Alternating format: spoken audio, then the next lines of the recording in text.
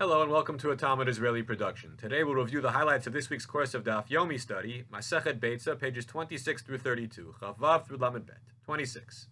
Boi minei Hillel merava. Hillel asked a question of Rava. Yesh muktzah lachatzi ha-Shabbat o ein muktzah lachatzi ha-Shabbat. Is there such a thing as something becoming muktzah for a part of or half of the Shabbat and remaining muktzah for the remainder of the Shabbat, or does such a thing not exist? Is this a halachic concept that we recognize or we do not? So the Gemara wants to know, what is this question exactly? What's the scenario? If something was suitable, was fit, was usable, and non-muktzah at twilight on Friday evening when Shabbat began, so then it remains so.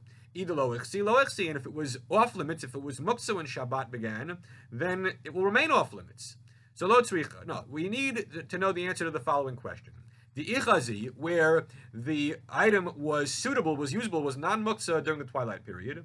V'hadar idchi, and then at some later point during the Shabbat, it became off limits due to some factor which was activated. V'hadar ichzi, but then it became available again. So it was good, bad, then good. What's the rule? Do we say that the item remains muktzah for the remainder of Shabbat because there was a moment when it was off limits, or not? And after many proofs back and forth, the Gemara concludes, Ein muktzah l'chatzi Shabbat. We say there is no such thing as muktzah for a partial Sabbath. Chav Zayin, 27.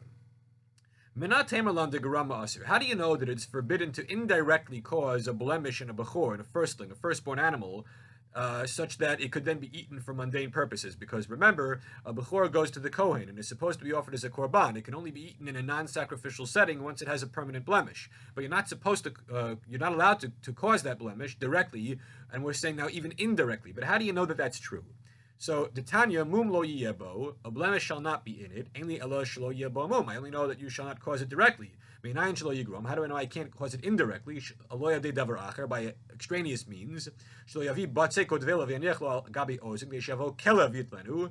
That you shouldn't put dough or some sticky fruit on the ear of the animal so that a dog would come and bite the ear of the animal in order to access that dough or the sticky fruit.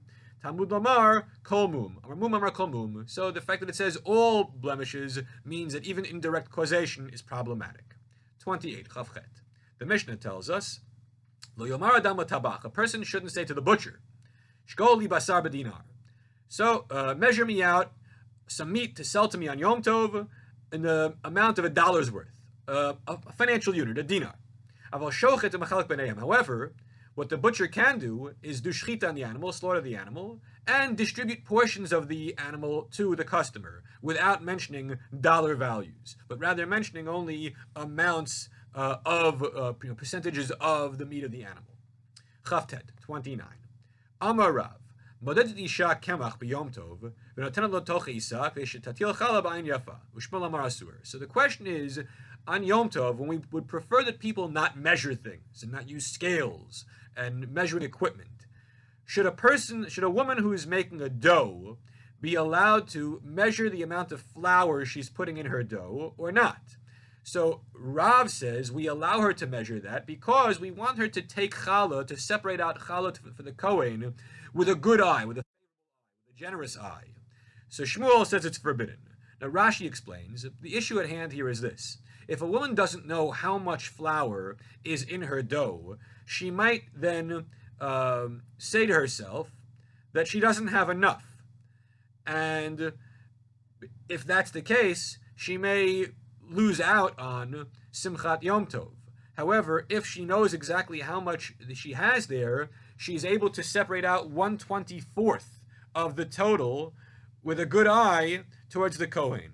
So we want her to have Simchat Yom Tov on the one hand, and we also want to make sure she doesn't skimp on the amount of dough she's giving to the Kohen, which should be at minimum 1/24th.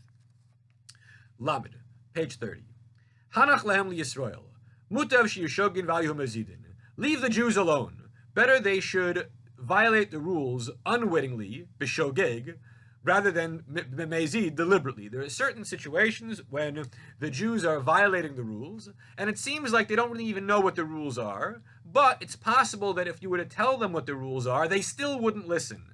And so you would only make matters worse by making the transgression a deliberate transgression if you were to inform them of the basic rules. So the Gemara is positing that in certain instances, better they should remain ignorant, and that the severity of their transgression be lessened thereby. But you might have thought this only applies to rabbinical laws and not to Torah laws where the stakes are higher. So therefore the Talmud says, no, even when it comes to Torah laws, like for example, Tosefet Yom Kippurim, adding time onto Yom Kippur from the 9th of Tishrei, from the mundane day of the 9th of Tishrei, we add time, we start Yom Kippur early, we take in the holiday while it's still daylight, that's a Torah law, and yet we find Achli Veshati Ad Chashecha, that there are some people who are eating and drinking up until it gets dark out, which they shouldn't, it's wrong. They should be stopping their meal well in advance of the darkness. And yet, nobody's yelling at them, because we're concerned if we were to tell them they wouldn't listen anyway. So, better b'shogeg than b'mezid. Lamed Aleph, 31. Mishnah tells us, Bayit shumale perot, if you have a storage room, which was filled with fruit, v'nifchat, and on Yom Tov, a breach was made in the wall of the room, and now you want to access the fruit. Are you allowed to do so, or is it muksa? Is it off limits? So the Mishnah says you're allowed to access fruit from the place of the breach. The Gemara explains, Amai, but why should this be allowed? Because there was a destruction of a building involved here, and so the fruit behind the wall should be muksa machmas iser because there was a prohibition involved in getting access to that fruit. So Amar Shmuel Ba'avir Delivni. Well, Shmuel explains where it was not really a malacha under Torah law in order to access that produce because it was not a regular wall that was cemented in place. It was just stacks of bricks, one on top of the other, but without the mortar in between. So since it was only rabbinically prohibited to access the produce, since it was not a real malacha of soter, therefore if it happened that the fruit is now accessible, you're allowed to have it on Yom Tov. Lamed Bet, 32. Tana Rabbanon, the rabbis learned in a Braita, Gimel Chaim and Chaim. There are three categories of people whose lives are not really lives, that it's terrible to live this way. Hametzapel l'shulchan chavero, where you're relying upon or waiting upon the table of your fellow, that you cannot feed yourself. You're essentially dependent upon someone else's good graces and someone else's good wishes and charity. Second category, Mishishto Mashal Talav, a person whose wife dominates him, meaning that the spousal relationship, the power arrangement in the spousal relationship is out of whack, and one side is dominating over the other inappropriately. Umishi Yisrin Moshten Begufo, or a person whose body is ravaged with suffering. That person's life is not a life. And some say even a person who only has one article of clothing. However, the Tanakama says, no, that person is not in such dire straits because they could examine their clothing for lice and pick away the lice. So even if you only have one article of clothing, you still could live a reasonable existence. But the first three categories of person, such a person is really suffering terribly. Everyone have a great week.